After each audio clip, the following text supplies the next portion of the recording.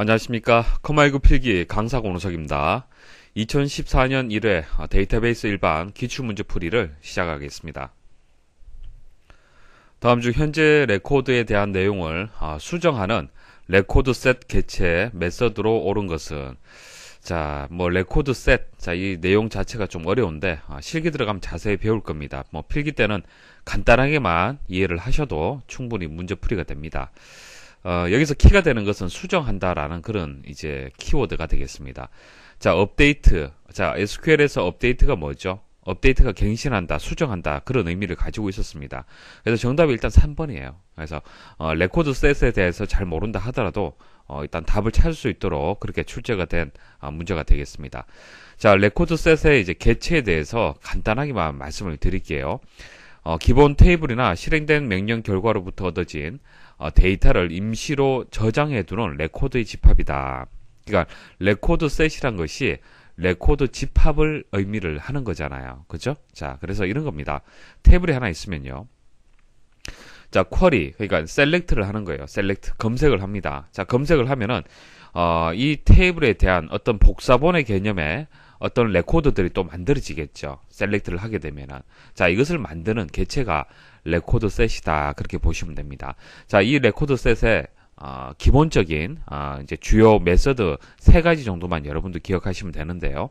업데이트는 금방 말씀드렸다시피 변경사항을 저장한다, 갱신한다, 수정한다, 그런 설명이 나오면은 업데이트가 되고요. add new는 말 그대로 새 레코드를 만드는 겁니다. add new, 새로운 레코드를 만드는 거고요. 더하는 거고요.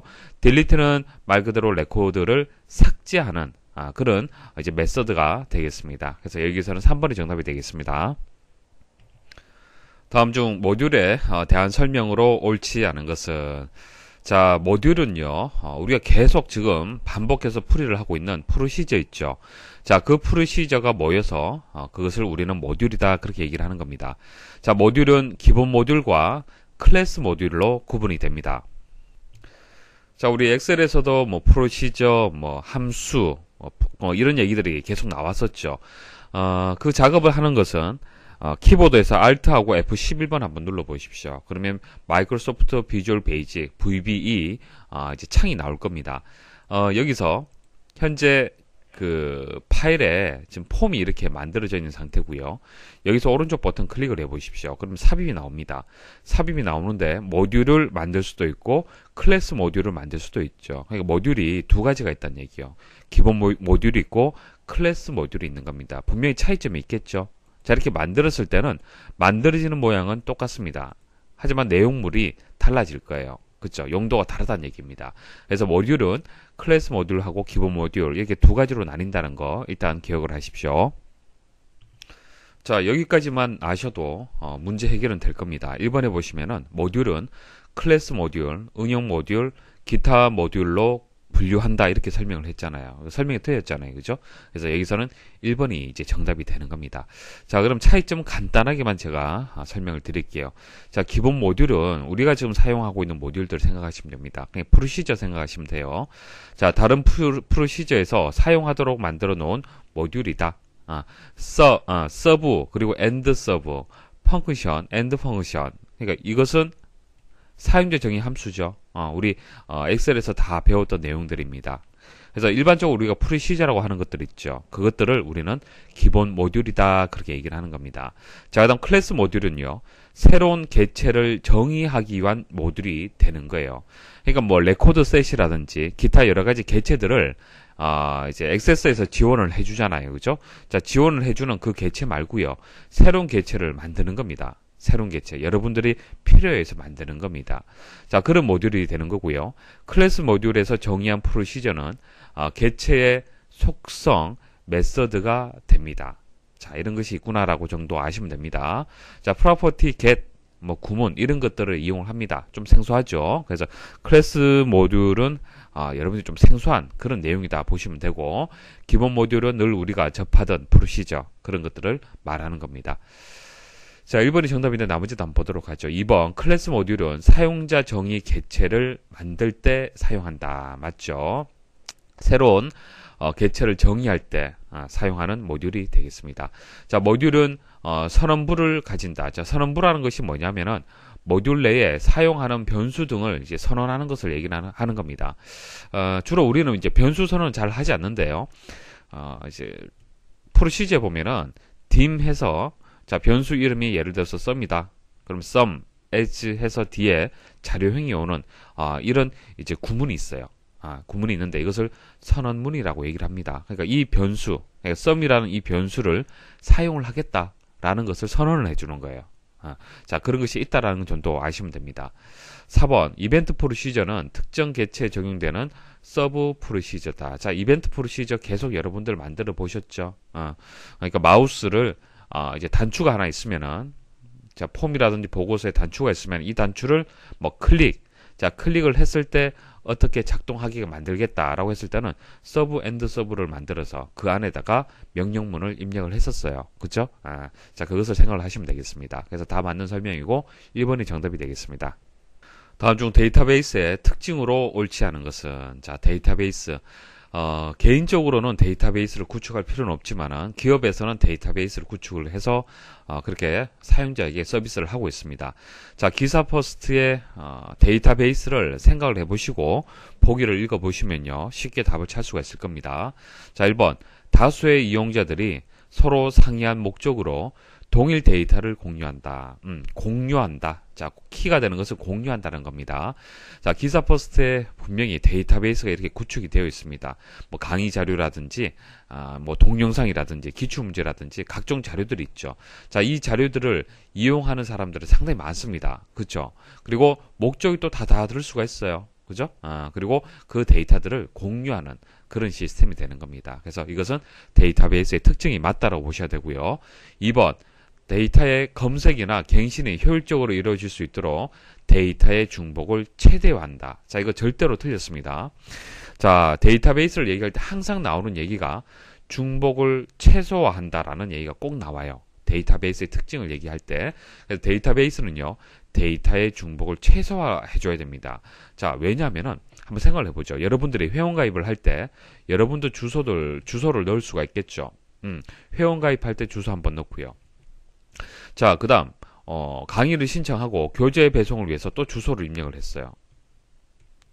자, 그 다음 뭐 또 다른 이유로 해서 또 주소를 입력을 했다고 가정을 하겠습니다. 자, 이런 식으로 동일한 주소인데 여기서도 한번 입력하고 여기서 또 한번 입력하고 여기서 또 한번 입력을 했어요. 그럼 이 주소를 각각을 이렇게 동일한 데이터를 중복을 이렇게 여러 개 두는 게 좋겠습니까? 아니면 이 중복을 최소화하고 줄이는 것이 좋겠습니까? 자, 만일 주소를 이렇게 동일한 데이터를 여러 번 이렇게 입력해서 저장을 하고 있는 상태잖아요. 그러면은 이 주소를 여러분들이 수정한다. 수정할 수도 있잖아요. 그죠? 여러분들이 이사를 했어요. 그럼 수정하게 되면은 이 내용도 수정해야 되고, 이 내용도 수정해야 되고, 이 내용도 수정을 해야 돼요. 근데 사람이 하다 보니까 실수할 수 있잖아요. 그죠? 그러면 하나를 잘못 수정을 했다. 수정하지 않았다. 그러면 이전 주소를 가지고 있을 거 아닙니까? 이해하시겠습니까? 자, 이런 식으로 데이터를 검색하고요. 갱신했을 때 데이터가 중복이 이렇게 크면은, 많으면은 불편하고 비효율적이에요. 잘못된 결과를 만들어낼 수가 있는 겁니다. 교재 배송이 엉뚱하게 될 수가 있는 거예요. 자, 그래서 주소를 하나만 딱 가지고 있으면 좋잖아요. 그죠? 그러면 이 주소를 가지고 와서 교재를 배송하게 되면은 정확하게 배송이 될 겁니다. 자, 데이터베이스의 특징을 얘기할 때 반드시 여러분들 기억을 하십시오. 중복을 최대화한다라는 설명은 무조건 틀렸습니다. 중복은 최소화해줘야 돼요. 그래야만 효율적으로 자료 관리가 되는 겁니다. 자, 3번, 특정 조직에서 필요한 정보를 얻기 위해서 필요한 데이터를 저장했다. 자, 특정 조직, 자, 기사퍼스트 사이트에서 필요한 정보들을 데이터베이스에 저장해 두었습니다. 맞는 설명이고요. 4번, 효과적인 데이터 처리를 위한 구조화되었다. 그러니까 데이터베이스라는 이 구조가 효과적인 데이터 처리를 위해서 만들어진 겁니다. 그래서 이거 맞는 설명입니다. 다음 중 데이터 보안 및 회복, 무결성, 병행, 수행, 제어 등을 정의하는 데이터베이스 언어로 데이터베이스 관리자, 자, 데이터베이스 관리자를 DBA라고 합니다. 자, 데이터베이스 관리자가 데이터 관리를 목적으로 사용하는 언어는, 자, 데이터베이스 언어 크게 세 가지 종류가 있습니다. 자, 세 가지 종류가 있는데요. 보통 정의어 DDL 같은 경우에는 테이블을 생성하고 테이블을 변경하고 테이블을 제거한다. 이런 것들은 보통 DBA가 합니다. 데이터베이스 관리자. 자, 그러니까 여러분들은 일반 사용자잖아요. 일반 사용자가 테이블을 만들고 함부로 제거해서는 안 되겠죠. 변경해서는 안 됩니다. 자, 이것은 데이터베이스를 관리하는 사람만 할 수가 있습니다. 자, 그 대신 조작어, DML, 여러분들의 데이터를 검색하고 삽입하고 삭제, 갱신 할 수 있잖아요. 그죠? 자, 이것은 일반 사용자가 가능해요. 자, 제어 같은 경우에는 뭐 어떤 권한을 부여를 한다든지, 뭐 권한을 취소한다든지, 뭐 트랜잭션, 뭐 일단 잘 모르셔도 됩니다. 자, 이런 관리적인 측면, 자, 관리적인 측면의 언어가 되는 겁니다. 이것도 DBA가 당연히 해야겠죠. 자, 여기서 얘기하는 것은 보안, 회복, 무결성, 병행, 수행, 제어. 자, 말이 어려운데 이런 것은 관리적인 측면이에요. 관리적인 측면이고 어떤 제어의 개념이 들어가는 겁니다. 그래서 이것은 DCL에 대한 설명이 되는 겁니다. 그래서 정답은 1번이 되겠습니다. 다음 중 거래처별로 그룹이 설정된 매출 내역 보고서에서 본문 영역에 있는 TXT 순번 텍스트 상자 컨트롤에 해당 거래처별로 매출의 순번을 1, 2, 3으로 표시하려고 할 때 TXT 순번 컨트롤의 속성 설정 방법으로 옳은 것은, 자, 문제 지문이 긴데요. 어려운 내용은 아닙니다. 무슨 얘기냐면은, 자, 예시를 가지고 설명을 드릴게요. 자, 이런 얘기입니다. 그러니까 여기서는 예시에서는 입구 아이디라는 것이 이제 그룹의 기준이 되는 거예요. 그러니까 입구 아이디별로 해서 이렇게 그룹화가 된 겁니다. 자, 그룹화가 되었고요. 그룹화가 되었는데 자세히 보시면은 순번이라는 게 있죠. 순번이 있습니다. 자, 순번이 1, 2, 3, 4. 1, 2, 3, 4. 1년 번호가 입력이 되어 있죠. 자, 1년 번호가 각각의 그룹 내에서 1년 번호가 이렇게 매겨졌습니다. 무슨 뜻인지 이해를 하시겠습니까? 문제에서 요구하는 것은 이것을 얘기를 하는 거예요. 이런 식으로 그룹 내에서 1년 번호가 1부터 해서 1씩 증가되도록 만들려면은 어떻게 설정을 해야 되느냐? 그것을 얘기를 하는 겁니다. 자, 설정하는 방법은요. 자, 디자인 보기에 가서 자, 해당 텍스트 상자 컨트롤이 있겠죠. TXT 순번이라고 하겠습니다. 자, 이 TXT 순번이 어떤 값을 가지냐면은 일단 컨트롤 원본은요. 1을 주는 거예요. 등호해서 1. 왜? 1부터 시작을 하잖아요. 그렇죠? 자, 그다음 누계 합계. 자, 누계 합계를 그룹으로 주면 됩니다. 자, 누계 합계를 주는 방법이 아니요, 그룹 모두가 있어요. 만일 아니요라고 한번 주면요. 자, 아니요라고 주게 되면 어떻게 됩니까? 뭐 1년 번호가 이제 입력이 안 되는 것이죠. 이렇게 되는 거고요. 자, 그다음 모두 한번 선택을 해볼게요. 자, 모두 선택을 하게 되면은 그룹을 무시를 하고요. 이렇게 처음부터 끝까지 1년 번호가 일씩 계속 증가되면서 이렇게 입력이 되는 겁니다. 자, 그래서 정답은 4번이 되겠습니다. 자, 컨트롤 원본은 등호 1. 자, 등호하고 1 줘야 되고요. 누적 합계 속성은 그룹으로 설정을 하면 됩니다. 다음 중 보고서 마법사를 이용하여 숫자로 된 필드에 요약값을 나타내는 과정에 대한 설명으로 옳지 않은 것을. 자, 과정을 그림으로 제가 표시를 했는데 직접 실습을 해서 보여드리겠습니다. 자, 보고서 마법사 실행을 하겠습니다. 자, 일단 모든 필드를 가지고 올게요. 다음 버튼 누르고요. 그룹 수준을 지정하시겠습니까? 라는 메시지가 나오는데요. 이게 뭐냐면은 그룹화를 얘기를 하는 겁니다. 그룹화. 보통 우리가 보고서 디자인 보기에서 거기서 이제 하나의 필드를 선택을 해서 뭐 그룹화를 할 수도 있고요. 아니면은 마법사에서 그룹화를 설정을 할 수도 있습니다. 일단 여기서 한번 설정을 해보겠습니다. 설정하지 않으면요. 여기 아래쪽에 요약 옵션이라는 버튼이 나와야 되는데 요약 옵션이 안 나와요. 그룹 수준을 지정을 해야만 요약 옵션을 사용할 수 있습니다. 그래서 1번에 맞는 설명인데요. 지금 나오지 않죠.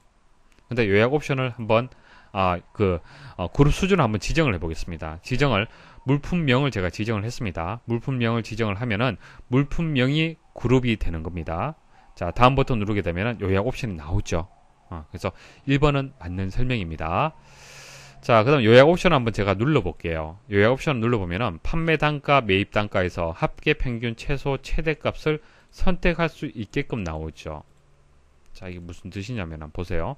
자, 물품명이 그룹화의 기준이 되는 필드가 되고요. 나머지 필드들은 그대로 나올 건데 판매 단가고 매입 단가는 숫자로 되어 있는 이제 필드가 될 거고요. 숫자로 되어 있는 필드들은 합계로 구할 수도 있고 평균, 최대 최소도 구할 수도 있잖아요. 그렇죠? 그룹에 대한 어떤 요약된 정보를 나타낼 수도 있잖아요. 그래서 이렇게 숫자로 되어 있는 필드 같은 경우에는 요약 옵션에서 합계, 평균, 최소, 최대를 선택할 수 있게끔 나온다는 얘기입니다. 아니, 그룹화에 대한 집계, 어떤 요약을 쉽게 할 수 있도록 도와준다는 얘기입니다. 자, 이때 모두 선택을 하셔도 되고 필요한 것만 선택을 하셔도 돼요. 자, 확인 버튼 누르시고요. 다음 버튼 누르고요. 자, 보고서의 모양은 다음에 말씀드리겠습니다. 자, 마침 버튼 눌러보겠습니다. 자, 결과 보시면은 좀 복잡한데, 자, 이것은 그냥 단순히 그 마법사를 이용해서 만들었기 때문에 정렬이 제대로 안 되었습니다. 자, 물품 명의에 레코닝 나와 있고요. 그때 합계, 평균, 최소, 최대값, 자, 판매 단가에 대한 데이터가 정렬이 잘 되지 않았는데 데이터가 나왔다는 것은 알 수 있죠. 자, 아래쪽에 또 물품명에 따른 합계, 평균, 최소, 최대값이 이렇게 표시가 되었습니다. 됐죠? 자, 문제에서 요구하는 것은 이 내용을 지금 얘기를 하는 겁니다. 그래서 1번에 대한 보기는 맞는 설명입니다. 그리고 2번은 뒤에 다시 말씀을 드릴게요. 3번, 정렬 순서와 무관하게 요약 옵션을 사용할 수 있다. 조금 전 제가 정렬했습니까? 정렬하고 상관이 없어요. 그리고 4번, 요약 옵션은 합계, 평균, 최대, 최소 중에서 한 가지 계산값만 선택할 수 있다고 되어 있는데 아니죠. 다 제가 선택하는 것을 보여드렸습니다. 그래서 4번이 정답이 되고 2번은 제가 다시 한번 설명을 드리겠습니다. 자, 다시 한번 만들어 볼게요. 자, 모든 필드를 가지고 오고요. 자, 물품명을 제가 그룹 수준으로 지정을 했습니다. 자, 그룹화 옵션에 한번 들어가 보겠습니다. 자, 들어가면요. 물품명을 그룹화를 하는데 그룹화할 간격, 그러니까 물품명이 텍스트가 뭐 그 길이가 5자가 될 수도 있고 4자가 될 수도 있고 여러 가지 길이가 있을 건데 그때에 앞에 두 문자만 가지고 그룹화를 하겠다. 이렇게 지정을 할 수 있다는 얘기예요. 아시겠죠? 자, 다음 버튼 누르고 요약 옵션은 이렇게 하겠습니다. 자, 이렇게 해서 마침 버튼 누르시면은 앞에 두 글자만 이렇게 그룹화가 된 것을 볼 수가 있습니다. 다음 중 보고서 마법서를 이용하여 아래와 같은 모양의 보고서를 작성하기 위한 위에 선택해야 할 모양으로 옳은 것은, 자, 보고서의 모양, 마법사에서 지원하는 모양이 세 가지가 있는데요. 실습을 해서 설명을 드리겠습니다. 발령자 명단 탭을 가지고 설명을 드리겠습니다. 자, 발령부서 직위 이름이 있습니다. 자, 발령부서에는 관리부, 영업부, 기획조정실 이렇게 나와 있고요. 관리부가 여러 개 있죠. 여러 개 있고요. 직위도 이제 같은 값들이 이렇게 여러 개 있습니다. 그래서 그룹화를 할 겁니다. 발령부서 그룹화하고 직위도 그룹화를 해서 이 세 개의 필드를 이용해서 보고서를 한번 만들어 볼게요. 자, 세 개의 필드만 일단 가지고 오겠습니다. 다음 버튼 누르고요. 발령부서를 일단 그룹화를 하고 그 다음 직위도 제가 그룹화를 하겠습니다. 자, 이렇게 표시가 되고요. 다음 버튼 눌러보겠습니다. 자, 지금은 그룹화를 했는데도 그 요약 옵션이 안 나오죠. 버튼이 안 나옵니다. 왜 안 나오냐면은 필드를 잘 보시면요. 숫자로 된 필드가 없잖아요. 합계, 평균, 최대, 최소를 구하려면 숫자로 된 필드가 있어야만 가능하다는 얘기입니다. 그래서 요약 옵션이 나오지 않습니다. 자, 여기서 이제 모양이 나오네요. 세 가지 모양이 있습니다. 단계, 블럭, 외곽선이 있어요. 그래서 단계 먼저 보여드리겠습니다. 자, 단계 보시면은 어떤 계단의 형식이죠. 자, 관리부가 하나 나왔고요. 같은 행위에 입력되는 것이 아니라 다음 계단에 과장이라고 표시가 되고, 그리고 같은 행위에 입력되는 것이 아니라 이름은 다음 계단에 또 이름이 표시가 되는 겁니다. 자, 이런 형식, 계단 형식으로 되어 있는 겁니다.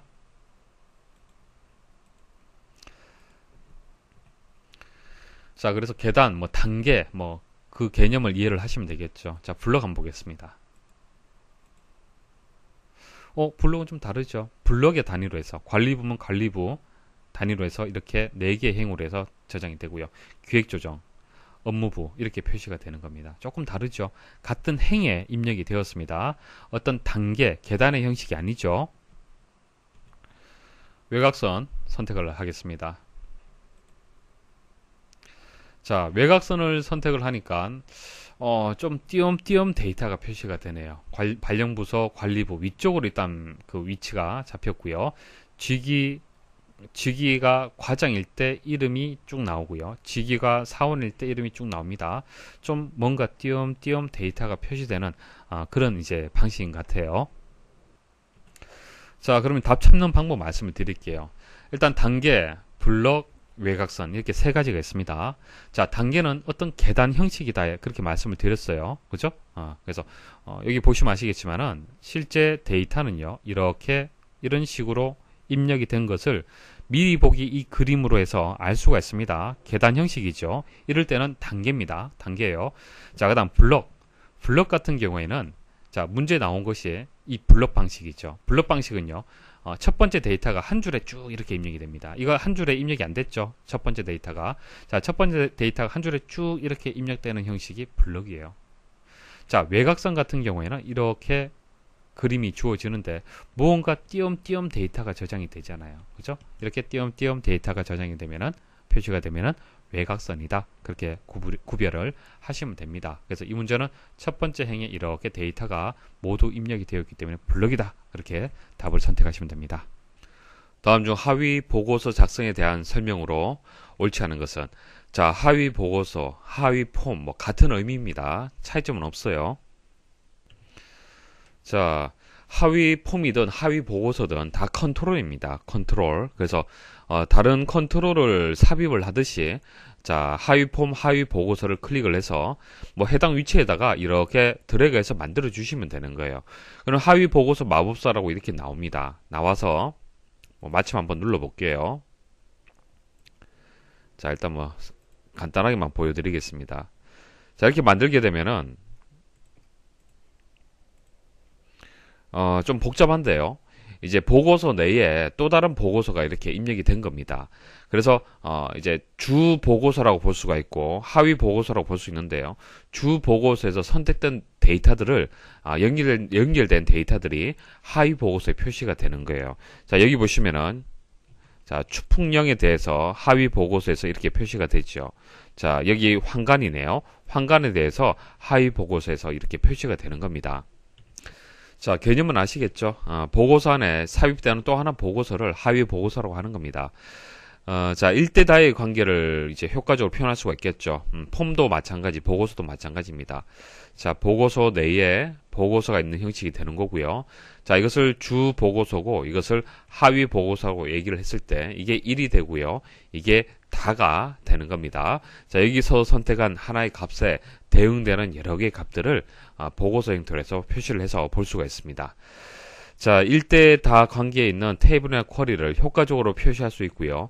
주 보고서와 하위 보고서는 관련된 필드로 연결되어 있으므로 하위 보고서에서는 주 보고서의 현재 레코드와 관련된 레코드들만 표시가 된다. 뭐 폼이나 보고서나 같습니다. 테이블, 쿼리, 폼, 다른 보고서를 이용하여 하위 보고서를 작성할 수 있고요. 하위 보고서의 개수에 제한은 없고요. 하위 보고서를 7개 수준으로 중첩할 수가 있습니다. 이건 폼하고 같죠. 그러니까 보고서 내에 보고서가 있고요. 또 보고서 안에 또 보고서 이렇게 있을 수 있는 수준이 7단계까지 가능하다는 뜻입니다. 자, 한번 보기 보도록 하죠. 1번 디자인 보기 화면에서 하위 보고서 컨트롤에 포함된 레이블은 삭제가 가능하다. 자, 금방 보여드렸다시피 하위 보고서, 하위 폼 모두 컨트롤이 되는 겁니다. 컨트롤은 당연히 편집할 수 있어야겠죠.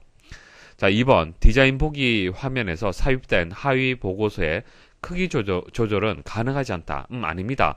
뭐 삭제라든지 크기 조절까지 다 가능합니다. 왜냐하면 컨트롤이 되기 때문에 그래요.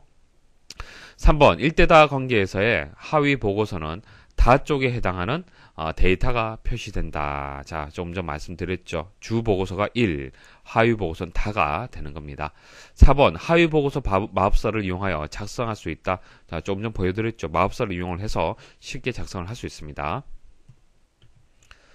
다음 중 사원 테이블에서 호봉이 6인 사원의 연봉을 3% 이상 된 값으로 수정하는 실행 쿼리를 작성하고자 할 때 아래의 각 괄호에 넣어야 할 용어를 순서대로 나열한 것은, 자, 내용을 잘 모른다 하더라도 기본 형식만 아시면은 답을 찾을 수 있는 그런 문제가 되겠습니다. 수정, 갱신, 자, 이런 얘기가 나오면 업데이트 생각을 하셔야 돼요. 업데이트 set where, 조건이 있을 때는 where 들어가야 되고요. 일단 기본적으로는 업데이트 set 생각을 하셔야 됩니다.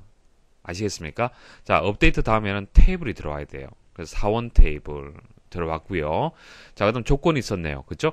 호봉이 6이다. 자, 호봉이 6일 경우에 그 사원들에 대해서 연봉을 인상을 하겠다는 뜻이에요. 그죠? 그래서 where절 뒤에는 호봉은 6이다. 이렇게 조건이 들어가는 겁니다. 자, 그다음 set 뒤에 set을 하는데, 갱신을 하는데 어떻게 갱신할 거냐? 자, 등호해서 연봉을 3% 인상한다고 얘기를 했잖아요. 그죠? 자, 그럼 기존의 연봉에다가 곱하기, 우리 엑셀에서는 103% 이렇게 곱해주면 됩니다. 자, 여러분들 주의할 점은요, 3%가 인상이 된다고 해서 곱하기 3%를 하면 안 됩니다. 자, 이것은 인상되는 그 수치만큼을 계산을 하는 것이죠. 예를 들어서 연봉이 100이다. 그럼 3%를 곱하면 이게 얼마예요?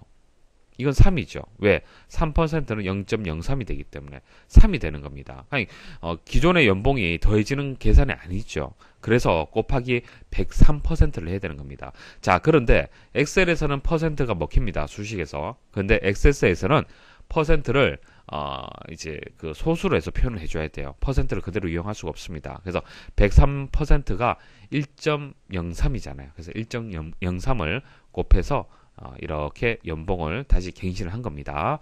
자, 그래서 정답은 set하고 where 2번이 되겠습니다. 자, 이 문제는요, 조인에 대한 문제인데요. 설명 먼저 좀 드리겠습니다. 자, 조인의 종류가 여러 가지가 있습니다. 뭐 서로 연결한다는 의미로 해서 조인 제가 간단하게 말씀을 드렸는데, 사실 깊이 설명드리면요, 한 1시간 정도 설명을 드려야 돼요. 그래서 뭐 다 설명드리진 않겠습니다. 시험에 안 나오기 때문에. 지금 보기에서 물론 모르셔도 되지만은 나왔던 몇 가지만 제가 정리를 좀 해드릴게요. 자, 이너 조인 같은 경우에는 내부 조인이다. 뭐 보통 우리가 생각하는 조인 생각하시면 됩니다. 우리가 생각하는 조인. 자, 예시를 한번 보도록 하죠. 자, 셀렉트 부서의 부서 번호, 부서명, 사원 이름 필드를 검색을 합니다. 자, 그리고 부서와 사원 테이블에서 검색을 할 겁니다. 자, 조건을 보시면은 부서와 부서 번호, 사원과 부서 번호, 필드가 같다라고 했어요. 자, 이거하고 같다라는 얘기입니다. 이게 무슨 뜻입니까? 조인하라는 얘기잖아요. 결과적으로. 그죠? 연결하는 얘기입니다. 자, 같은 것을 보니까 A001, A001, 그리고 A001 여기도 있네요. 그죠? 그 다음 A002, A002 이렇게 연결이 되고 있습니다. 그래서 여러분들은 일반적으로 조인이라는 개념을 이용을 해서 한번 생각을 해 보십시오. 그러면 이런 결과가 나오죠. 부서 번호, 자, 여기서 부서 번호, 부서명, 사원 이름을 검색하라고 했습니다. 그래서 부서 번호는 A001, A001, A002잖아요. 그죠? 거기에 대응되는 값이 이렇게 있지 않습니까? 됐죠? 그래서 이렇게 입력하고, 그때 부서명도 여기서 찾을 수가 있을 거고요. 자, 부서명도 찾고요. 그때 이름도 알 수가 있죠. 자, 이게 이제 이너 조인의 결과가 되는 겁니다. 자, 그러면은 이것은 여러분도 이해를 하실 거고, 자, 이것을 이너 조인의 이제 키워드를 이용을 해서 표현하는 방법 말씀을 드릴게요. 자, 일단 그 플럼까지는 같습니다. 그런데 테이블을 표현을 할 때 조금 달라요. 여기서는 부서하고 사원, 심표로 해서 바로 연결되어서 입력을 했죠. 자, 연결돼서 입력을 했는데요. 여기서는 부서하고 사원하고 조인이 된다라고 중간에 이렇게 키워드를 입력을 하셔야 돼요. 이너 조인. 자, 그 다음 where 해서 조건이 나왔잖아요. 근데 where는 없습니다. on 들어갑니다. on 들어가고 뒤에 조건이 들어가면 됩니다. 자, 기억하시겠죠? 자, from 뒤에부터 조금 다릅니다. 그리고 where는 없고 on이 들어갑니다. 자, left join 그리고 right join 말씀드릴게요. 자, left join만 아시면은 right join은 반대라고 보시면 됩니다. 왼쪽에 이렇게 테이블이 있고요. 오른쪽에 테이블이 있습니다. 자, 이것을 조인을 하는데요. 레프트 조인을 한번 해볼게요. 자, 레프트 조인을 하게 되면은 왼쪽 테이블에 있는 모든 그 레코드를 포함을 해야 됩니다. 우리가 조금 전에 그 이너 조인 했을 때는 자, 공통되는 것만 조인돼서 결과가 만들어졌었죠. 자, 여기까지 만들어졌었어요. 여기까지. 근데 왼쪽을 기준해서 모두 표현하라고 얘기를 했잖아요. 근데 왼쪽에 있는 그 부소 번호 중에서 A003은 여기 없습니다. 없어요. 그래서 그냥 조인을 했을 때는 A003은 검색이 안 됩니다. 그런데 레프트 조인을 하게 되면은 왼쪽 테이블이 기준이 되는 거예요. 왼쪽 테이블. 그래서 왼쪽 테이블에 A003도 이제 검색이 됩니다. 그래서 A003 인사부 검색이 되는데 그래서 뭐 대응되는 값이 없잖아요. 조인되는 값이 없잖아요. 그래서 널이 되는 거예요. 널. 됐습니까? 이게 레프트 조인이 되는 거고요. 라이트 조인은 반대라고 보시면 됩니다. 다음 중 동호회 테이블과 사원 테이블을 조인하여 지리한 결과가 아래의 그림과 같이 나타나게 하기 위한 지리로 옳은 것은, 자, 조인을 하는 방법이 여러 가지인데 결과를 보시고 어떤 조인을 이용을 했구나 라고 판단할 수 있어야 됩니다. 자, 동호회 테이블이 있고 사원 테이블이 있고요. 지리한 결과가 이렇게 있습니다. 일단 조인을 할 때는 각각의 이제 테이블에 서로 연결되는 필드를 찾을 수 있어야 됩니다. 여기서 4번 그리고 여기 또 4번이 있죠. 그러면 이것은 조인이 되는 연결해주는 그런 필드다라고 볼 수가 있습니다. 자, 그러면 서로 이제 같은 값을 찾아야겠죠. 일단 자, K230, K230, K300, K300 나머지는 없네요. 그죠? 나머지는 없고요. 일치하는 것은 이 두 가지가 되겠습니다. 그래서 행이 이렇게 두 개로 지금 나타났네요. 그죠? 자, 그리고 회원 아이디. 자, 여기 있는 회원 아이디를 가지고 오겠다는 뜻이에요. 회원 아이디. 그때 대응될 때 회원 아이디. 자, 이렇게 가지고 왔고요. 자, 동호회점 4번이라고 되어 있는데, 자, 점을 기준해서 왼쪽은 테이블, 뒤에는 필드예요. 자, 이렇게 표시하는 이유가 4번은 동호회도 있는 필드고요. 사원에도 있는 필드잖아요. 그죠? 그래서 어떤 테이블에 있는 4번이냐라는 것을 판단하기 위해서 앞에 테이블명을 한 번 더 입력을 한 겁니다. 그래서 동호회점 4번 해서 동호회에 있는 4번을 가지고 오는 거예요. 가지고 옵니다. 자, 동호회점 이름. 자, 그때 대응되는 이름 또 가지고 옵니다. 사원점 4번. 사원에 있는 테이블에 4번 또 가지고 옵니다. 당연히 이거 뭐 동일하겠죠. 자, 사원의 이름. 여기도 이름 있잖아요. 그죠? 자, 가지고 옵니다. 자, 그때 주소 가지고 옵니다. 자, 주소는 여기만 존재하기 때문에 앞에 테이블명을 넣을 필요는 없죠. 자, 이렇게 입력을 했는데 중요한 것은 뭐예요? 중요한 것은 자, 서로 대응되는 서로 같은 행만 검색이 되었다는 얘기예요. 존재하는 행만. 그러니까 조인한 그 결과만 가지고 온 겁니다. 순수하게. 자, 그때 하는 조인 방법이 이너 조인이죠. 일반적인 조인의 방법을 생각하시면 됩니다. 자, 그래서 이너 조인이 아닌 것은 다 틀린 거예요. 그래서 1번이 정답이 되는 겁니다. 자, 추가 설명을 드리면은 select from이죠. 자, select 검색할 필드가 되는 겁니다. 자, 동호회에 있는 모든 필드, 사원에 있는 모든 필드를 검색하겠다는 뜻이고, from 뒤에는 테이블이 들어가잖아요. 자, 동호회하고 사원 테이블이 들어왔습니다. 들어왔는데 이게 조인이 되는 거잖아요. 조인 중에서도 이너 조인이 되는 겁니다. 이렇게 서로 두 개의 테이블을 조인을 해주시면 되고, 자, on 뒤에는 뭡니까? on 뒤에는 이제 서로 조인하기 위한 필드가 들어가는 거예요. 동호회에 있는 4번하고 사원에 있는 4번이 같다라는 그런 이제 조인되는 필드를 입력을 해주면 됩니다. 다음 중 학번, 이름, 전화번호 필드로 동일하게 구성되어 있는 재학생 테이블과 졸업생 테이블을 통합하여 나타내는 쿼리문으로 옳은 것은, 자, 통합한다고 그랬습니다. 통합한다는 얘기는요, 재학생 테이블하고요, 졸업생 테이블하고요, 합친다는 얘기예요. 한마디로 합치는 겁니다. 자, 그리고 합칠 수 있는 이유가 필드가 동일하잖아요. 그죠? 필드가 동일하기 때문에 데이터가 합쳐지면 될 겁니다. 자, 그때 사용하는 키워드가 무엇인지 그것만 아시면 돼요. 유니온이 되겠습니다. 유니온. 자, 병합의 의미를 가지고 있죠. 자, 중복 없이 병합할 때는 유니온 이용하면 됩니다. 그래서 앞에 있는 테이블, 뒤에 있는 테이블, 자, 유니온해서 서로 연결을 해주면 됩니다. 자, select from 그대로 들어가고요. 재학생에서 학번 이름, 전화번호를 검색을 하고, 그 다음 졸업생 테이블에서 학번 이름, 전화번호를 검색을 해서 이것을 어떻게 한다? 병합한다. 자, 그래서 정답이 4번이 되겠습니다. 다음 중 도서명에 액세스라는 단어가 포함된 도서 정보를 검색하려고 할 때 아래 SQL문에 where절에 들어갈 조건으로 옳은 것은 자, 포함한다. 자, 이 부분을 잘 보셔야 됩니다. 포함한다. 만일 액세스인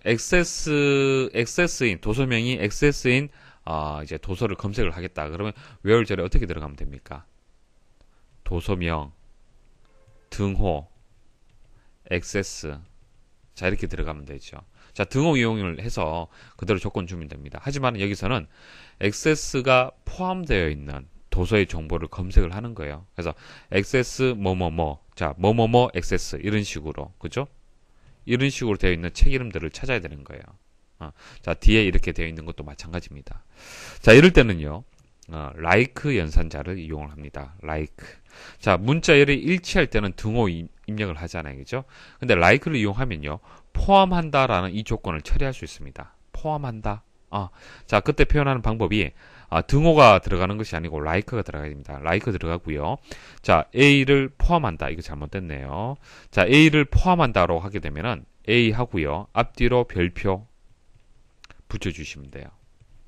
자, 별은 모든 의미를 가지고 있습니다. 모든이라는 그런 의미를 가지고 있어요.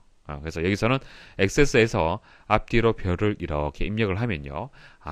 액세스라는 단어가 포함된 이란 조건이 되는 겁니다. 그리고 반드시 등호가 아니고 like가 들어가줘야 돼요. 등호 아닙니다. like가 들어가줘야만 제대로 검색이 됩니다. 그래서 where절에는 이렇게 입력이 돼야 됩니다.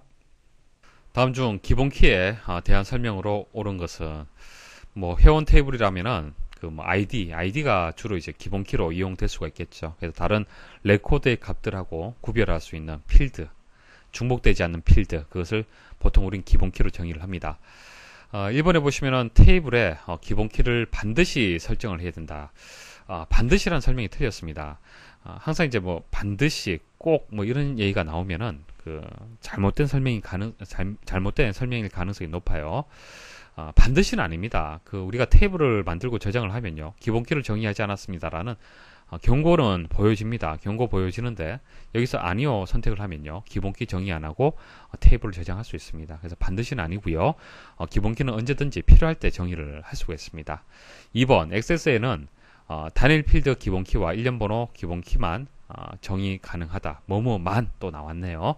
기본 키는 크게 세 가지 종류가 있습니다. 일련 번호, 단일 필드, 다중 필드 이렇게 세 가지가 있습니다. 자, 일련 번호 같은 경우에는 일련 번호 필드로 정의할 수가 있겠죠. 필드를 데이터 형식을요. 일련 번호로 지정하게 되면은 첫 번째는 1, 그다음 2, 3, 4, 5 이런 식으로 자동으로 입력이 됩니다. 새 레코드를 추가할 때마다 일련 번호가 그다음 숫자로 자동으로 입력이 되죠. 자, 이 숫자들은 기본 키를 정의할 수 있을 특성을 가지고 있습니다. 뭐예요? 중복되지 않잖아요. 그래서 일련 번호 기본 키가 있고요. 그럼 단일 필드 기본 키는요, 아이디가 있고 성명이 있고 주인번호가 있고 여러 가지 필드가 있는데 하나의 필드만 이제 한 필드만 기본 키로 정의했을 때를 얘기를 하는 거고요. 다중 필드는 여러 개의 필드를 동시에 기본 키로 정의했을 때를 얘기를 하는 겁니다. 그래서 이 문제에서는 다중 필드에 대한 설명이 빠졌습니다. 3번 데이터가 이미 입력된 필드도 기본 키로 지정할 수 있다. 당연하죠. 조금 전 말씀드렸다시피 기본 키는요, 언제든지 여러분들이 원할 때 정의를 할 수가 있습니다. 그래서 데이터가 입력되어 있어도 상관은 없습니다. 근데 주의할 점은 중복된 데이터가 입력되어 있는 경우, 아이디가 A001 그리고 그 다음 A001 이렇게 입력되어 있는 아이디라는 필드가 있으면 이거 기본키 정의 가능합니까? 기본키 정의 안 되죠. 중복된 데이터가 있기 때문에. 자, 4번 여러 개의 필드를 합쳐 기본키로 지정할 수 있다. 이게 다중 필드 기본키가 되는 겁니다. 다음 중 액세스 데이터를 텍스트 파일로 내보내는 과정에 대한 설명으로 옳지 않은 것은, 자, 데이터 내보내기 설명을 드리겠습니다. 자, 액세스에 있는 테이블, 쿼리, 폼, 보고서, 자, 이런 것들을 이제 다른 형식으로 해서 형식을 바꿔서 만들 수가 있습니다. 변환할 수가 있는데요. 테이블을 하나 선택을 한번 해볼게요. 여기서 외부 데이터에 가서 내보내기 가시면은 여러 가지 엑셀로도 가능하고 여러 가지 형식으로 변환할 수 있습니다. 자, 여기 보시면은 또 여러 가지 다양한 이제 형식들을 또 추가로 지원을 하고 있습니다. 자, 여기서 선택을 하셔도 되고, 해당 계절을 선택을 하고 오른쪽 버튼 클릭을 하게 되면은 내보내기가 있습니다. 내보내기에서 뭐 엑셀, 뭐 워드, 뭐 PDF, 또 액세스 파일, 뭐 텍스트 파일 이런 여러 가지 형식으로 해서 변환을 할 수가 있어요. 자, 그래서 데이터 내보내기는요, 데이터베이스 개체, 테이블, 쿼리, 폼, 보고서 등의 자 이런 개체들을 다른 응용 프로그램에서 뭐 엑셀이라든지 뭐 PDF라든지 뭐 여러 가지 뭐 텍스트 파일이라든지 자 이런 응용 프로그램에서 사용할 수 있도록 형식을 변경해 주는 그런 작업이 되겠습니다. 자, 근데 하나 주의할 점 한번 생각을 한번 해보죠. 자, 테이블에서 우리가 쿼리가 만들어지는 거잖아요. 그렇죠? 자, 이 쿼리라는 것은요, SQL 자, SQL 언어를 이용을 해서 만들어지는 겁니다. 물론 우리가 액세스를 이용을 할 때는 SQL을 직접 입력하지는 않고요. 쿼리를 쉽게 만들 수 있도록 액세스에서 지원을 해주기 때문에 쉽게 쿼리를 만들고 있습니다. 자, 이런 것들은 뭐 실기에 들어가서 자세하게 배우게 될 거고요. 이제 중요한 것은 테이블이라는 원본 데이터를 가지고 쿼리가 만들어진다는 얘기입니다. 자, 그러면 이 쿼리를 내보내기를 했어요. 내보내기를 했습니다. 자, 그러면은 이 쿼리가 제대로 내보내기가 실행이 될까요? 자, 일반적으로 한번 생각을 해보죠. 제대로 되지 않을 수가 있어요. 왜냐하면은 테이블이 연결이 되어 있잖아요. 그렇죠? 테이블이 연결이 되어 있는 상태이기 때문에 이것을 내보내기를 하면은 그 어떤 설정 상태, SQL로 설정했던 그 내용들이 제대로 내보내기는 되지 않을 겁니다. 그래서 내보내기를 하게 되면은 실행 결과만 내보내기가 되는 거예요. 그러니까 SQL문, 그러니까 세부적인 설정 그 어떤 상황을 정확하게 다 내보내기를 할 수는 없습니다. 왜? 아무래도 액세스라는 이 작업 환경하고 내보내기 하는 이 형식하고는 작업 환경이 다르잖아요. 응용 프로그램이 다르기 때문에 결과 정도는 내보내기 해서 볼 수 있다는 얘기예요. 그렇지만은 이런 SQL이라든지 이런 내용들은 내보내기를 할 수가 없습니다. 그러니까 분명히 한계가 있다는 얘기예요. 아시겠습니까? 모든 이제 응용 프로그램 형식으로 해서 동일하게 액세스하고 동일하게 내보내기는 되지 않습니다. 자, 테이블에 대한 데이터 그리고 구조, 서식 등은 내보낼 수 있지만 제약 조건, 관계, 뭐 인덱스 같은 속성은 내보낼 수 없다. 그러니까 이제 테이블에서 이래 틀이 있잖아요, 그렇죠? 이 틀이 이제 구조가 되는 거예요. 구조가 되는 거고 뭐 서식이 된다고 보시면 되고 여기에 레코드가 입력이 되잖아요. 그게 데이터가 되는 겁니다. 그러니까 이 정도는 내보낼 수 있다는 얘기예요. 하지만은 데이터베이스의 독특한 어떤 속성들이 있죠. 제약 조건이라든지 뭐 어떤 관계라든지 인덱스라든지 이런 것은 데이터베이스에서만 사용을 하는 그런 속성들이 되는 겁니다. 그러니까 이런 속성들은 내보내기를 할 수 없다는 얘기예요. 왜? 다른 응용 프로그램에서는 이런 속성들을 표현할 수 있는 방법이 없습니다. 이해하시겠습니까? 자, 이런 한계가 있다는 얘기입니다. 자, 일단 그것을 머리에 두시고 보기를 한번 보도록 하겠습니다. 자, 1번 엑셀, 워드 등 다양한 형식으로 내보낼 수 있다. 이거 맞는 얘기고요. 테이블, 쿼리, 폼 보고서를 텍스트 파일로 내보낼 수 있다. 텍스트 파일로 다 보낼 수 있습니다. 3번 쿼리를 텍스트 파일로 내보낼 경우 텍스트 파일에는 쿼리의 SQL문이 저장된다. 자, 금방 말씀드렸다시피 SQL문은요 저장이 안 되고요 결과만 저장이 되는 겁니다. 그래서 3번이 정답이 되겠습니다. 테이블 및 쿼리를 내보내는 경우 전체 개체를 내보내거나 추가 서식 없이 데이터만 내보내도록 선택할 수 있다. 자, 이 내용이 되는 겁니다. 자, 데이터만 보낼 수도 있고 어떤 구조만 그리고 서식만 이제 내보내게 할 수 있습니다. 선택을 할 수 있습니다.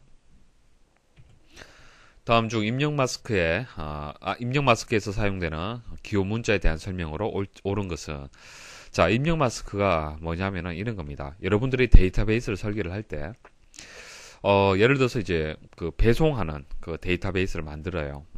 그럼 거기 이제 우편번호라는 게 들어가겠죠. 우편번호. 자, 우편번호가 들어갈 건데 이 우편번호를 단순히 텍스트로 해서 형식을 지정하기보다도 자, 우편번호의 형식이 있잖아요. 그죠? 자, 이런 형식이 있다라면은 자, 여기 숫자가 들어가지 문자는 안 들어갈 겁니다. 자, 이런 형식을 미리 틀로 만들어 두는 겁니다. 그러니까 이 외에는 입력하지 못하도록 하는 그런 이제 설정이 속성이 입력 마스크가 되는 겁니다. 무슨 뜻인지 아시겠습니까? 그냥 틀을 만드는 거예요. 틀. 데이터베이스를 이제 필드에 대해서 틀을 하나 만들어 두는 겁니다. 그게 입력 마스크가 되고요. 그때 이게 여기에 뭐 숫자가 들어가야 되는지, 문자가 들어가야 되는지, 뭐 이런 것들 판단할 수 있는 기호 문자들이 있습니다. 그 기호 문자들에 대해서 여러분들이 조금 불편하시겠지만 암기를 좀 하셔야 돼요. 이것은 어쩔 수 없습니다. 암기를 좀 하셔야 됩니다. 자, L이 있고 물음표가 있는데요. 일단 이 두 가지는요, 영문자하고 한글만 입력이 가능한 겁니다. 영문자하고 한글. 자, 그럼 숫자 입력할 수 있습니까? L, L, L 이렇게 지정을 했어요. L, L, L. 자, 필드가 있는데, 자, 그 필드에 대해서 입력 마스크를 이렇게 지정을 했습니다. 그럼 이 필드에다가 111 입력할 수 있습니까? 안 된다는 얘기예요. 입력이 안 돼요. 그게 잘못된 데이터가 되는 거잖아요. 설계자 입장에서는 이제 문자만 입력받을 수 있도록 설계를 한 거예요. 그죠? 그렇기 때문에 숫자는 입력되어서는 안 된다라는 것이 되는 겁니다. 그러니까 사용자가 입력하는 사람이 똑똑해서 잘 알고 입력하면 좋겠지만은 아무래도 실수할 수 있잖아요. 그죠? 자, 그래서 틀을 만들어 두는 겁니다. 자, L하고 물음표는 영문자하고 한글만 입력을 하는데 차이점이 뭐냐면은 L 같은 경우에 필수예요. 필수. 이랬으면은 세 자리를 무조건 입력을 해야 돼요. 자, 그런데 물음표는 필수는 아닙니다. 선택이에요. 선택. 들어갈 수도 있고 안 들어갈 수도 있고 세 자리가 안 될 수도 있고 두 자리가 될 수도 있고 아시겠습니까? 자, 대문자 A, 소문자 A네요. 자, 대문자 A, 소문자 A는 영문자, 한글, 숫자. 여기에다가 숫자가 더해졌네요. 그죠? 자, 이게 또 필수가 대문자 A는 필수가 되고 소문자 A는 선택이 되겠습니다. 자, 앰프센트가 있고 C가 있네요. 앰프센트하고 C가 있습니다. 자, 모든 문자나 공백까지 입력이 가능한 겁니다. 모든 문자와 공백까지 입력이 가능하고요. 앰프센트는 필수, C는 이제 선택적인 그런 이제 입력 마스크가 되겠습니다. 자, 그다음 0, 9 이제 그 우물정자, 샵기호. 자, 이렇게 세 가지가 있는데요. 이것은 숫자하고 관련이 있습니다. 숫자. 자, 0은 숫자만 입력 가능해요. 0은 숫자만 입력 가능하고요. 9는 숫자나 공백 입력 가능합니다. 그리고 샵은 숫자나 공백 입력 가능하지만 공백은 저장되지 않는다라는 그 차이점이 조금 있어요. 그 정도는 뭐 그냥 알고만 계시면 됩니다. 자, 그리고 0은요, 필수예요. 자, 이렇게 해서 이제 여러 개의 입력 마스크 사용자 지정 기호가 있습니다. 문자가 있습니다. 그래서 이것을 뭐 완벽하게 다 암기를 하시면 가장 좋겠지만은 일단 필수라고 하는 이 이제 입력 마스크라도 기억을 하시면요. 문제 푸는데 많은 도움이 되실 겁니다. 그러니까 어차피 보기가 이렇게 나오기 때문에 정확하게 다 모든 것을 모른다 하더라도 이게 틀렸다 맞다라는 정도만 판단할 수 있으면 되겠잖아요. 그죠? 그렇게 이제 판단을 하시고 일단 이제 기본적인 입력 마스크만 일단 기억을 좀 부탁을 드리겠습니다. 자, 0은 뭐죠? 조금 전 숫자만 입력 가능하고 필수다 그렇게 말씀을 드렸잖아요. 선택이라고 얘기를 했네요. 이건 무조건 틀렸죠. 자, 9는 필수가 아니죠. 이거 틀렸어요. 그러니까 0하고 9하고 지금 보시면은 바뀌었습니다. 선택 요소로서 숫자나 공백을 입력하는 것은 9예요. 9. 이게 9입니다. 9. 자, 필수고 0에서 9까지 숫자 이건 뭐예요? 0이에요. 바뀌었네요. 그죠? 샵은 선택 요소로서 A에서 Z까지 영문자를 입력한다.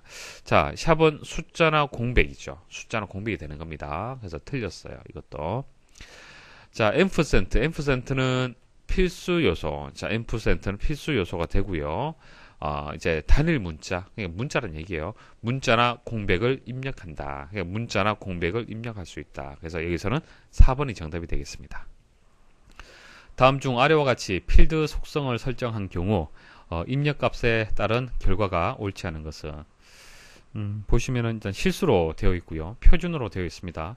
자, 실수라는 것은 소수점 아래 데이터들이 소수 아래 첫째 자리, 둘째 자리, 셋째 자리 이렇게 데이터가 표현이 가능하다는 얘기입니다. 거기서 형식이 표준이에요. 표준은요, 소수 둘째 자리까지 표시가 되고요. 천 단위마다 쉼표가 붙는 겁니다. 표준에 대해서 정확하게 여러분들 알고 있어야만 이 문제 풀 수 있습니다. 자, 형식이 표준으로 되어 있고요. 소수 자릿수는 1이에요. 일단 표준에서는 소수 자릿수가 둘째 자리까지 표시가 되지만은 소수 자릿수가 1이다라고 여기서 정의를 했기 때문에 이제 소수 첫째 자리까지만 표시가 됩니다. 그 다음 기본값은 0이 되고 유효성 검사가 1도 안 되고 마이너스 1도 안 된다는 얘기는 1도 입력해서는 안 되고 마이너스 1도 입력이 안 된다는 뜻입니다. 그리고 필수가 예 되어 있네요. 그죠? 반드시 입력이 돼야 된다. 그런 뜻이 되겠습니다. 자, 보기 보겠습니다. 1번 1을 입력하는 경우 값이 입력되지 않는다. 마이너스 1을 입력하는 경우 값이 입력되지 않는다. 이거 뭐예요? 여기서 걸리잖아요. 그죠? 그래서 오류 메시지가 이렇게 나옵니다. 유성 규칙에 의해 하나 이상의 값이 사용 금지되었습니다. 이런 메시지가 나옵니다. 입력이 안 돼요. 3번 필드 값을 입력하지 않는 경우, 자, 기본값을 얘기하네요. 기본값으로 0.0이 입력된다. 왜 0.0입니까? 소수 자릿수가 1로 되어 있기 때문에. 자, 4번 1234를 입력하는 경우 표시되는 값은 1234.0이 된다. 자, 소수 자릿수는 제대로 맞았는데 표준에서 걸리겠네요. 표준에서 1000단위마다 쉼표 들어간다고 말씀을 드렸죠. 그래서 이렇게 표시가 돼야 되는 겁니다. 4번이 정답이 되겠습니다. 다음 중 아래의 설명에 해당하는 컨트롤로 옳은 것은 콤보 상자, 목록 상자, 옵션 그룹, 명령 단추 이렇게 나와 있는데 콤보 상자, 목록 상자, 명령 단추는 여러분 잘 아실 거고요. 옵션 그룹에 대해서 한번 제가 설명을 드려보겠습니다. 자, 컨트롤 중에서 자, 여기 보면은 옵션 그룹이라는 게 있습니다. 클릭을 하시면요. 이렇게 영역을 지정할 수 있습니다. 자, 영역을 지정하면은 옵션 그룹 마법사라고 실행이 됩니다. 보통 이제 옵션 그룹은요, 이런 경우에 이용을 합니다. 뭐, 남성, 여성, 이런 식으로 성별을 하나 선택하도록 하는 거. 그래서 여기에다가 레이블에다가 남성, 그리고 아래쪽에다가 여성 한번 제가 입력을 해볼게요. 그럼 여기 남성, 여기 여성 이렇게 표시가 됩니다. 다음 버튼 누르고요. 기본적으로 선택되도록 합니다. 자, 남성을 선택하도록 할 거냐, 여성을 선택하도록 할 거냐, 여기서 선택할 수 있습니다. 여성을 기본값으로 선택이 되도록 한번 선택을 하고요. 다음 버튼 누르시고, 그때 선택했을 때 반환되는 값, 남성은 1, 여성은 2로 선택을 했습니다. 자, 이것은 뭐 다음 일단 진행하고요. 자, 여기서 저 현재 설정한 결과가 되는 겁니다. 이렇게 모양이 나올 겁니다.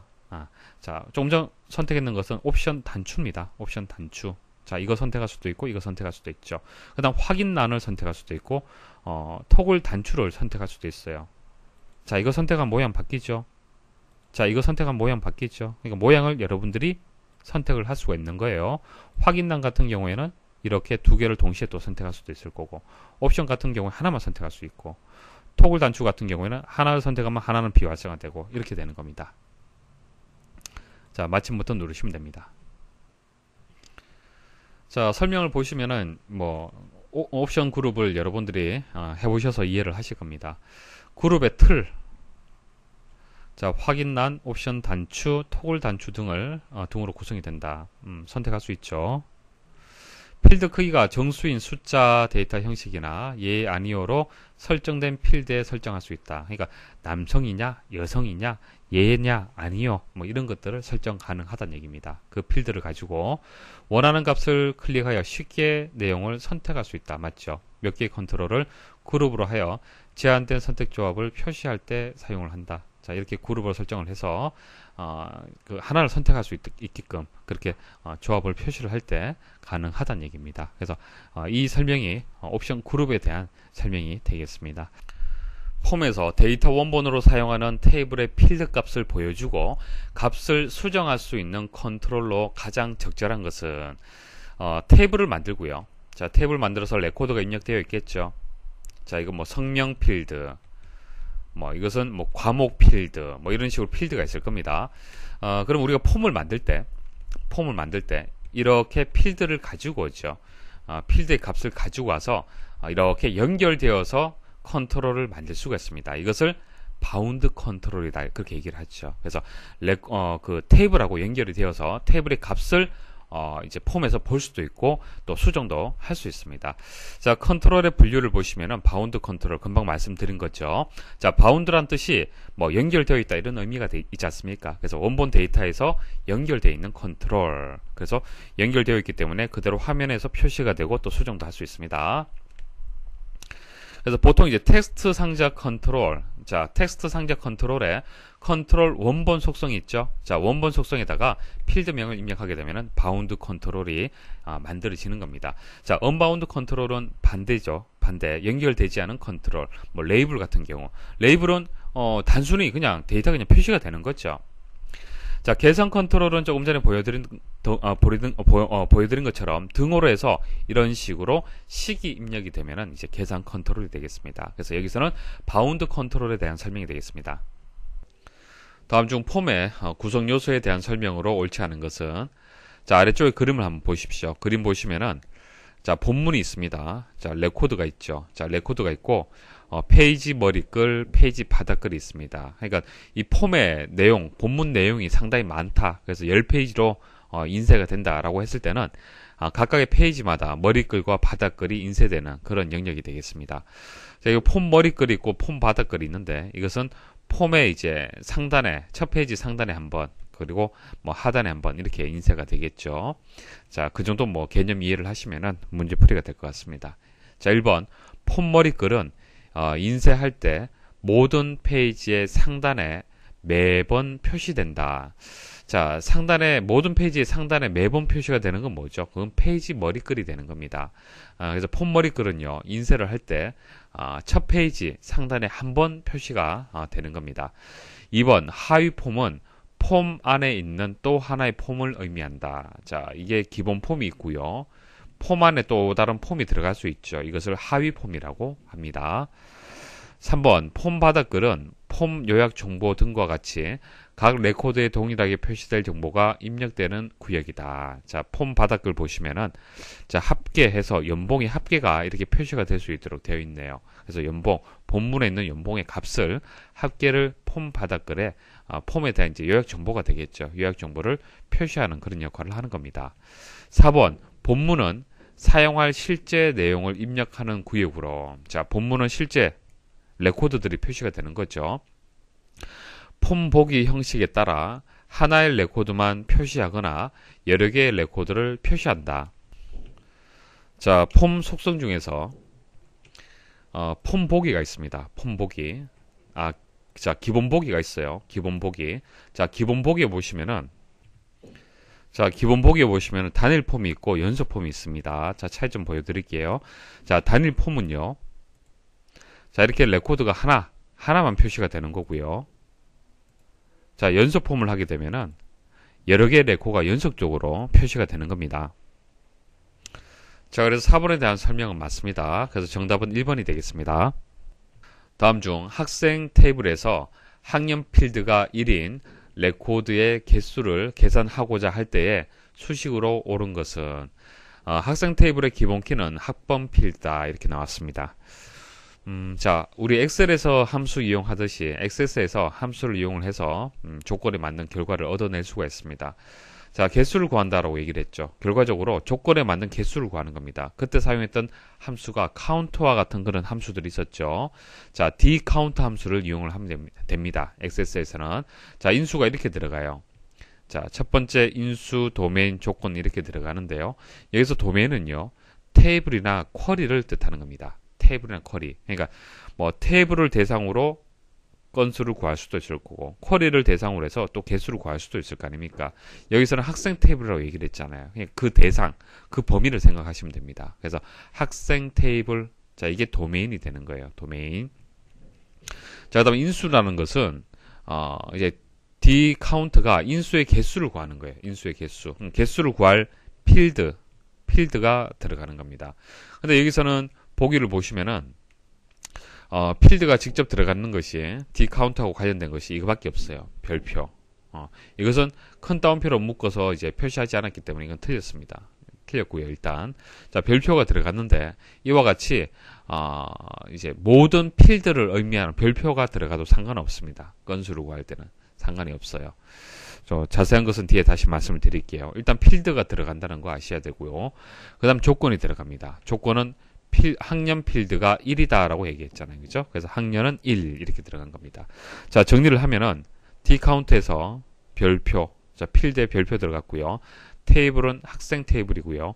조건은 학년이 1이다라고 이제 이렇게 입력을 하면 됩니다. 근데 여기서 별표를요, 학번 필드로 해서 바꿔줘도 상관없습니다. 자, 이것을 학번으로 입력을 해도 상관이 없어요. 자, 왜냐하면은 자, 건수를 구하는데 건수를 구하잖아요. 그죠? 그럼 레코드가 이렇게 입력이 되어 있겠죠. 자, 이렇게 입력이 되어 있습니다. 자, 이것은 학년이 1이고요. 이건 2가 되고 3이 되고 이건 1이에요. 됐습니까? 자, 그럼 이때 D카운트의 결과, 학렬이 1인 그때 D카운트의 결과가 얼마가 되겠습니까? 이거 2가 되겠죠. 왜? 두 건이잖아요. 그렇죠? 이때 건수를 계산할 필드를 결정을 해야 되는데 필드가 기본 키인 학번이 있을 거고요. 뭐 주소도 있을 거고요. 여러 가지 필드 명들이 있을 거 아닙니까? 그렇죠? 자, 여기서 필드 하나를 선택을 그냥 해주면 돼요. 자, 선택을 하는데 주의할 점은요. 중복되지 않은 필드, 가급적이면 중복되지 않은 필드를 선택하는 것이 카운트의 결과가 정확하게 나옵니다. 그래서 여기 별표가 들어가도 되지만은 기본 키인, 자, 기본 키는 중복되지 않고 반드시 입력이 되잖아요. 그죠? 반드시 입력이 되기 때문에 학번 필드를 여기에 넣어도 된다는 얘기입니다. 이해하시겠습니까? 기본 키의 성질을 가지고 있는 필드들을 이제 여기다가 넣어주시면 됩니다. 꼭 기본 키가 아니고요. 데이터가 입력이 되어 있으면 돼요. 자, 그래서 혹시 보기에 별표 이제 외에 학번이 들어갔다라면 그것도 답이 된다는 얘기입니다. 아시겠죠?